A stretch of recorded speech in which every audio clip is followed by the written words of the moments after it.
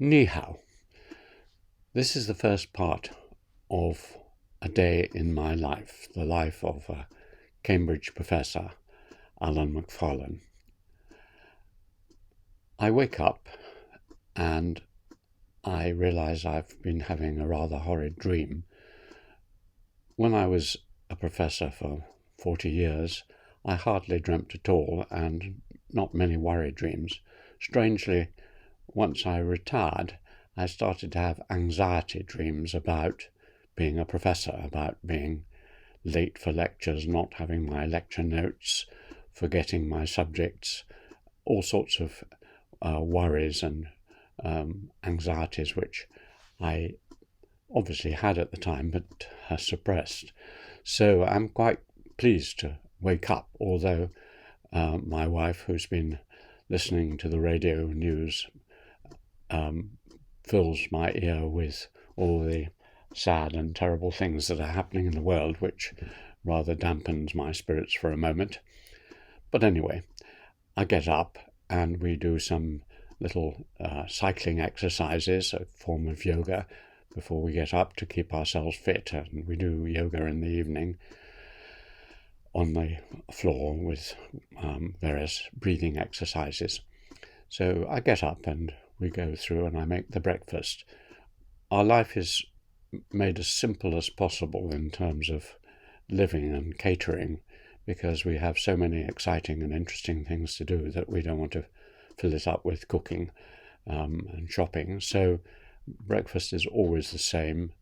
I make a couple of bowls of what's called muesli, which is a mixture of various grains and fruits and nuts, with some yogurt on top and some fruit, usually from our garden. We have a very big, about 2 hectares of land behind our house, and on that we grow many fruit trees, particularly apples and blackberries, and so we have a fruit on top of our yogurt, and we have some good strong Assam tea. I was born in Assam, so I'm always pleased to drink the tea from that area, and we listen to the full news, which is usually fairly grim, and eat our breakfast in a companionly way together.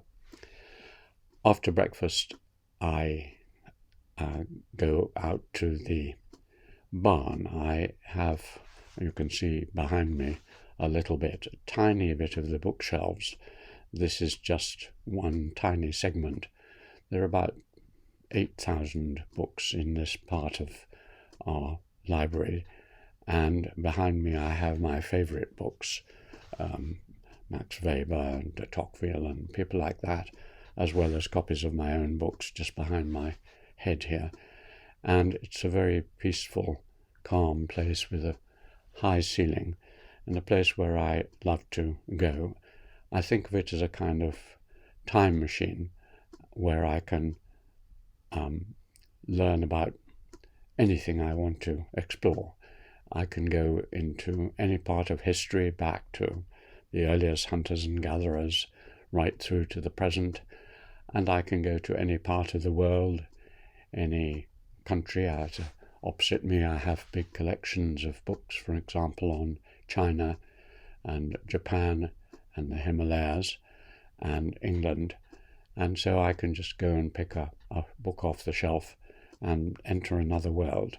So we've built up this library over the last nearly 50 years together, hunting through bookshops, and it's a really amazing collection. And the room is very high, so on the ceiling there are jigsaw puzzles, great paintings, Brunelleschi and not Brunelleschi, the Dutch masters, and the Tower of Babel and such paintings, and it allows one's thoughts to float upwards. It's a space for thinking in. And so I settle down by my computer, and the first thing I might do is to answer my emails. when emails first came in the 1990s, I thought they were a terrible idea and a waste of time. But now, of course, I'm an avid emailer, and I have some dozens, I suppose, of friends all over the world. And that is the great joy. I'm emailing with close friends in America, in Canada, in Australia, and particularly in China. So this morning I've got some emails from a friend who is working on a book on Shenzhen. I'm hoping to publish later in the year. So she's arranging interviews with top architects and lawyers and entrepreneurs in Shenzhen, and she's written to say she's managed to get some really interesting people for me to interview, and so I can write back to her. And then another friend from Beijing who has a lovely studio, and I've sent her a first draft of a book I'm writing on the hidden histories and how we suppress and change the past. And she's written me a really lovely understanding email saying she thinks it's great and really looking forward to developing it, and have I thought of this and that. So emails are usually very stimulating and wake me up into this world. The next thing I might do or did do was to do a film recording talking to the camera on my Apple Mac about my views on death. Now, the reason for that is that I am now on Xiaohongshu, the little red book in China, and there is a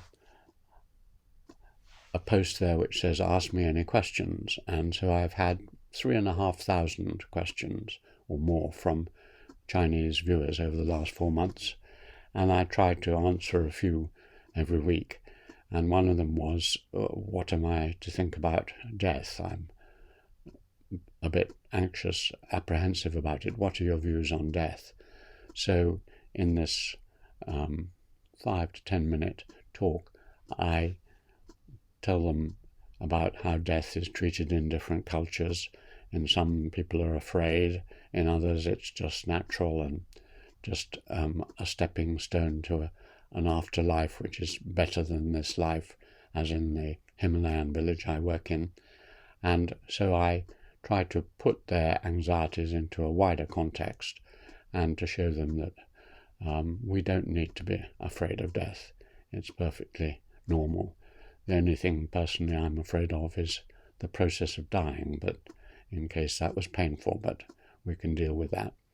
So I do that and then clear up all my final bits and pieces, arrange my papers for a lecture I will be giving shortly in Cambridge, and at about 10 o'clock I've already done a great deal of thinking, planning, and I'm ready to go into Cambridge and give my lecture, which will be the subject of the next talk.